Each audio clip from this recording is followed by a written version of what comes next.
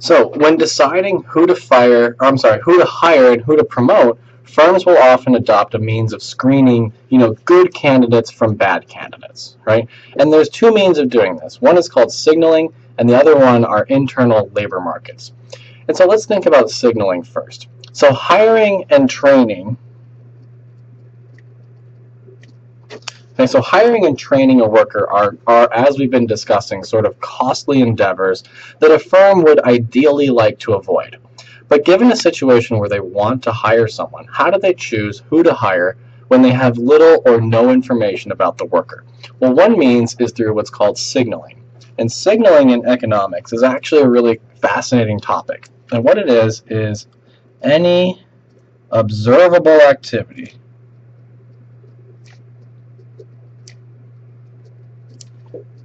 that is costly to one group and not so costly, not as costly to another group. Okay, so any activity that is high cost to one group and low cost to another group. That's signaling. And so the easiest way to explain this is through the example of a warranty. So suppose you have two cars, you want to buy a car, and there's two options, right? And let's, for simplicity, since I am terrible at drawing, cars look like this. We can call this car A, and this car will be car B. Okay, so we have two cars, right? Ignore the fact that car B is slightly bigger. That's just a function of my terrible drawing, okay? Now, on the surface, both of these cars look exactly identical in every single way. Mileage, wear and tear, everything, okay? But you know that one of the cars is bad and that it's likely to break down, and the other car is very good, let's say almost brand new, right? Or it's a very good car that will never ever break down. Both of the cars have identical prices, but you have no way of telling which car is the good car and which car is the bad car until you buy it and drive it off the lot. Okay? Now, you don't want to buy the bad car. Okay? There's no return policy, there's nothing. If the car breaks, you cannot turn it back in. So how would you figure out which car was the good one? Okay? The seller, so the guy selling the car, right, he knows which one's good, but you don't. So the question is, how do we get you to reveal, or how do we get the car salesman to reveal the information? Right? One way is to ask. Right? We could just ask him, hey, which one's the bad car? Right? No car salesman, at least in the typical car salesman story, none of them are going to tell you the truth. They're going to say, yeah, they're both great. What are you talking about? Right? One answer is to demand a warranty that will reimburse you the cost of the car in the event that it breaks down. Okay? So suppose that car A is the low quality car and car B is the high quality car. Such a warranty is going to be very costly to the person selling A, because if you buy it and the car breaks down, he's going to have to pay you back.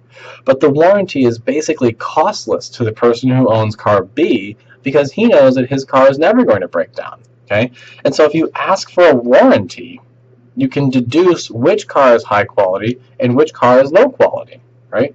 In terms of employment, we see signaling all the time. Right? You're actually investing in a signal right now. Right? It's called your college degree. Right? A college degree is very costly to people who are generally not hardworking. They might have to retake classes a couple times, change their major a few times, and that's assuming that they even finish their degree at all. But to hardworking people, a college degree isn't terribly difficult to earn. Right? Now, I'm not trying to say that college is easy. Right? I'm just saying that for people who are studious, who are willing to sit down, or as Jim Buchanan used to say, people who are willing to consistently and persistently apply the seat of their pants to the seat of their chair, right? College is going to be easier for you.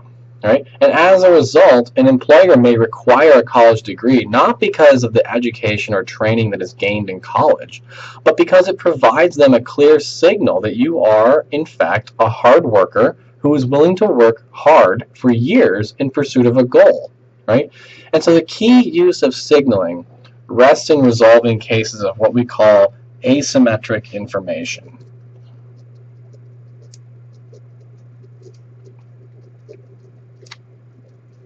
right? And this is where one party of an exchange,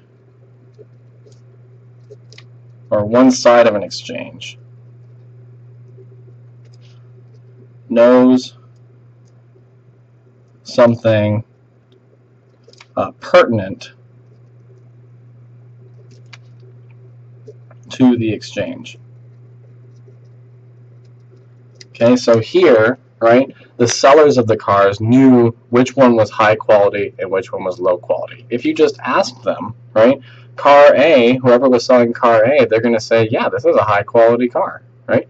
Just like if I asked you, or if I asked people in high school, are you productive? Well, they're going to say yes, right? If I say, like, look, I will give you a job if you tell me you're productive, right? Everyone's going to say they're productive. And so there's no way to tell just by asking, okay?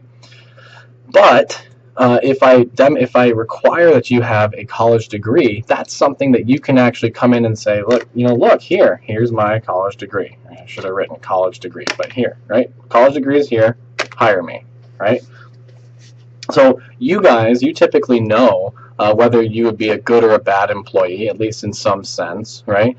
But the employer doesn't, right? And a bad employee is going to want to look like a good potential employee, and a good potential employee is going to want to avoid looking like a bad employee, right? And so what we're going to see are the development of signals to solve this asymmetric information. Because if I just ask you guys, you might lie. What I want is a guaranteed way, or at least a much more sure way. And this warranty in this case, or having a college degree in employment cases, right, are very effective means of signaling. Okay. Now the other way we can do this is through what we call internal labor markets. Okay. Now signaling is not perfect, okay? So it's not going to be perfect, but the key is that in general, those things sort of improve the outcome from just random or sheer hope, okay? But with internal labor markets, what we're doing is we're asking about questions where the employer needs even more information, right? So suppose the firm is looking to hire a new manager, right? They need to know about the potential employee's dependability, their motivation, honesty, flexibility, ability to inspire others, etc., right? And each of these things may be extremely difficult to gather or learn about from things like interviews or employment tests or even letters from previous employers or colleagues. And so to resolve this, what firms are basically doing is hiring from within, or rather promoting from within, right? And so here the firm gets to observe the employees' work habits over a much longer period of time. They get to watch them work every single day, starting at low-level jobs, right? And then they can say, hey, Steve over there, right? Steve's been a hard worker for 15 years, right? And now we have this management position open. We know what's going on with Steve. We know he's good. We know he knows what's going on. He knows everyone here. Give him a promotion, right? And so this is like the so-called, working your way up the corporate ladder idea, right? Now, so this strategy, like any other strategy, has strengths and weaknesses. So one strength,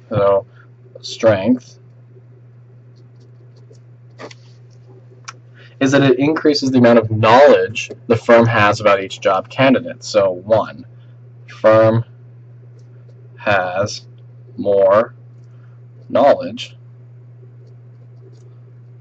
about the candidate. Okay, they've observed them over a long period of time. Okay, and so there's lots of knowledge of just like, yeah, Steve missed 6 days of work last year. That's basically nothing. That's really good. He's conscientious, right? They'll know a lot of things about each individual worker.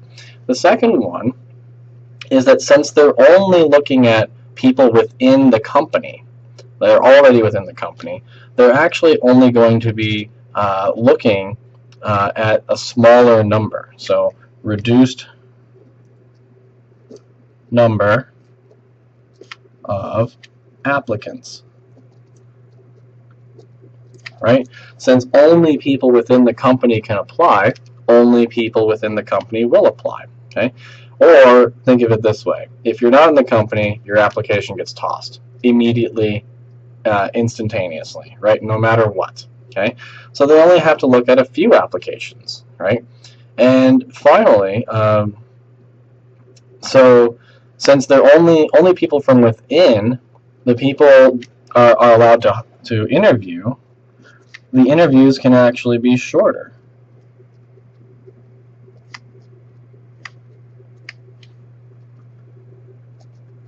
Right? Because they already know more about the person, which means that the interviews don't have to be as long, right? And so this reduces the implicit costs of finding a new worker, right? All these are reductions in costs. But this last strength could also be a weakness, right? These strengths could also be weaknesses, as it's entirely possible that the best person, right? It's possible that the best person for the job is outside the company.